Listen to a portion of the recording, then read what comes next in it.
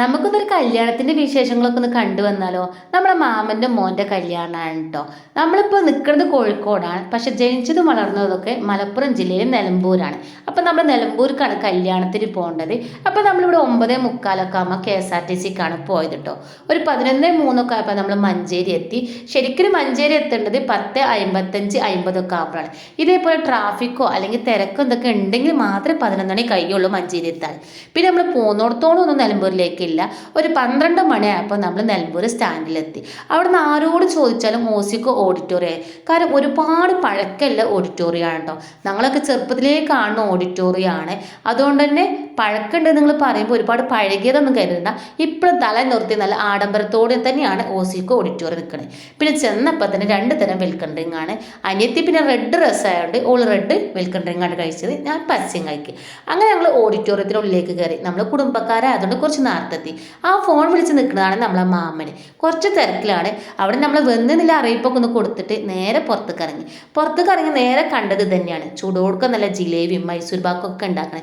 കുറച്ച് നേരം അതിങ്ങനെ നോക്കി നിന്ന്. അത് കാണാനൊരു ഭംഗിയാണ്. ഒരു പാത്രത്തിൽ ഇതേപോലെ കുറച്ച് മാവെടുത്ത് അത് തീരുന്നൊരു വരെ വട്ടത്തിൽ ഇങ്ങനെ ജിലേബി ഉണ്ടാക്കാൻ കണ്ടു നിൽക്കാൻ തന്നെ ഒരു ഭയങ്കര ഭംഗിയാണ് കേട്ടോ.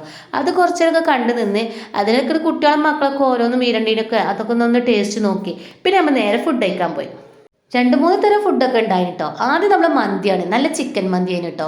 മന്തിൻ്റെ കൂടെ മയോനീസും അതേപോലെ തന്നെ മന്തിൻ്റെ കൂടെ കഴിക്കണ അച്ചാറൊക്കെ ഉണ്ടായി. നല്ല കിട്ടിലൊരു മന്തിയാണ് കേട്ടോ. നമ്മൾ കടയിൽ നിന്നൊക്കെ കഴിക്കണ മരത്തെ മന്തിയല്ല, നല്ല ഹോം മെയ്ഡ് നല്ല അടിപൊളി ഒരു മന്തി.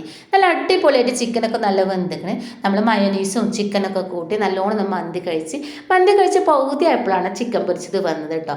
എടുത്ത് തന്നെ കഴുത്തിൻ്റെ ഭാഗം, പിന്നെ അടുത്ത ഭാഗം ഒന്ന് എടുത്ത് അതിൻ്റെ കഷ്ണമൊക്കെ കൂട്ടി പിന്നെയും കുറച്ചും കൂടി മന്തിയൊക്കെ കഴിച്ച് കിട്ടിലും ടേസ്റ്റ് ആയതുകൊണ്ട് മന്തി ഒരു 2 പ്രാവശ്യം ഇട്ടാണ് കഴിച്ച്. പിന്നെ മന്തി എത്ര ടേസ്റ്റ് ഉണ്ടെങ്കിലും നമ്മളെ ബിരിയാണിനെ മറക്കാൻ പറ്റുള്ളൂ. അതും കിഡിലൻ ബീഫ് ബിരിയാണി. അപ്പോൾ കുറച്ച് കൂടുതൽ ബീഫ് ബിരിയാണി എടുത്ത് അതിനെടുക്കാണ് പുതിയാപ്പിളക്കാർക്ക് സേതന്മാരും ഭക്ഷണം കഴിക്കാൻ വന്നത്. കുഞ്ഞുമോനോട് ഒരു ടാറ്റ പറയാൻ പറഞ്ഞപ്പം അവനത് പറഞ്ഞും ചെയ്തു കേട്ടോ. പിന്നെ നമ്മൾ ഇട്ടത് കുറച്ച് ബീഫ് ബിരിയാണിയാണ് കേട്ടോ. നല്ല കിട്ടിയ ബീഫിന്, നല്ല വെന്ത ബീഫിന്. പക്ഷെ എനിക്ക് അത്ര ഇഷ്ടപ്പെട്ടില്ല കേട്ടോ. ടേസ്റ്റിലൊരു ചോറിന് എന്താ പറയുക, നമ്മൾ വിചാരിച്ചത്ര ടേസ്റ്റ് ഒന്നുമില്ല. അപ്പോൾ അതുകൊണ്ട് തന്നെ നമുക്ക് വേസ്റ്റ് ആവേണ്ട പ്രശ്നമൊന്നും വരുന്നില്ല. നമുക്ക് ഇഷ്ടപ്പെട്ടില്ലെങ്കിലും നമ്മളെ തൊട്ടടുത്തുള്ള അനിയത്തി നല്ല കീറുണ്ടായി. അതുകൊണ്ട് തന്നെ ഓളോട് പറഞ്ഞ് എൻ്റെ വക കുറച്ചും കൂടി ബിരിയാണി കഴിച്ചു എന്ന് പറഞ്ഞ് ഓക്ക് കുറച്ചിട്ട് കൊടുത്ത് ബാക്കി ബിരിയാണിയും അതേപോലെ കോഴി പൊരിച്ചതും പിന്നെ അതിൻ്റെ കൂടെ ശർക്കര സംബന്ധിയും അതേപോലെ തൈരും അതേപോലെ അച്ചാറൊക്കെ ഉണ്ടായി. അതൊക്കെ കൂട്ടി നല്ല കിടിലനായിട്ട് കുറച്ച് അതേ ബീഫ് ബിരിയാണിയും കഴിച്ച്. അത് കഴിഞ്ഞ ശേഷം പിന്നെ നമ്മൾ കഴിച്ചത് കുറച്ച് ജിലേബി അതേപോലെ കുറച്ച് മൈസൂർ പാക്കോട്ട വളരെ കുറച്ച് എടുത്തോട്ടുള്ളൂ. ഒരു 5-6 മൈസൂർ പാക്ക്, ഒരു 5-6 ജിലേബി. പിന്നെ അതിൻ്റെ പുറമെ കുറച്ച് ജീരക മുട്ടായും അതേപോലെ കലക്കണ്ടൊക്കെ അത് വളരെ കുറച്ചെടുത്തു. അത് കൂടുതൽ കഴിച്ചാൽ നമുക്ക് ഇത് കഴിക്കാൻ പറ്റില്ലല്ലോ. അങ്ങനെ അതൊക്കെ കുറച്ച് നേരം കഴിച്ച്. പിന്നെ ഇത് മുഴുവൻ എൻ്റെ കൈയല്ല കേട്ടോ, പല കൈകളും വന്നിട്ടാണ് എടുക്കുന്നത്. അങ്ങനെ അതൊക്കെ കഴിച്ച് ഞങ്ങൾ കുറച്ച് നേരം ഓഡിറ്റോറിയത്തിൽ കൂടിയും എല്ലായിടത്തും ഒന്ന് ചുറ്റിക്കറങ്ങി നിന്ന് പിന്നെ നമ്മൾ കോഴിക്കോട് എത്തേണ്ടതുകൊണ്ട് തന്നെ പുതിയണ്ണ് വരാൻ നിന്നില്ല. നമ്മൾ നേരെ കോഴിക്കോട്ടേക്ക് വണ്ടി പിടിച്ചു. അപ്പോൾ ഇതൊക്കെ തന്നെയാണ് കല്യാണത്തിൻ്റെ വിശേഷങ്ങൾ.